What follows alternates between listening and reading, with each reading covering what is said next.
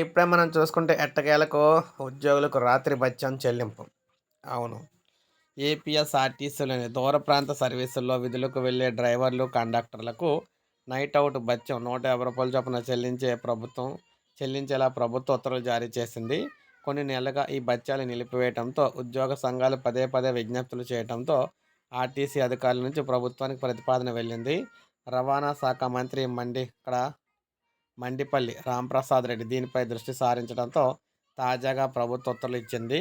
6 గంటలకు పైగా రాత్రి సర్వీసుల్లో విధులకు వెళ్లే సిబ్బందికి రోజుకు రూ. 150 చొప్పున జీతంతో పాటు చెల్లించనున్నారు. దీనివల్ల నిత్యం 3,000 రాత్రి సర్వీసుల విధులకు వెళ్లే డ్రైవర్లు, కండక్టర్లకు మేలు చేకూరనుంది. ఈ ఉత్తర్వులపై national Mazdoor unity association employees యూనియన్కి సంబంధించి కూడా నేతలందరూ కూడా వేరు వేరు ప్రకటనలో హర్షం వ్యక్తం చేశారు. 2022లో పీఆర్సీ అమలైనప్పటి నుంచి నైట్ అవుట్ బత్యాల బకాయిలు చెల్లించాలని చెప్పేసి ఎన్ఎంయూఏ కోరింది. ఈ ఏడాది జూలైలో బత్యాలు ఆపేశారని, అప్పటి నుంచి బకాయిలు చెల్లించాలని చెప్పేసి వీరైతే కోరడం జరిగిందనమాట.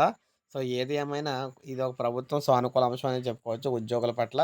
ఇది మనకు అప్డేట్. ఒక లైక్ చేయండి, సబ్స్క్రైబ్ చేసుకోండి, మన ఛానల్ సబ్స్క్రైబ్ చేసుకొని ఫాలో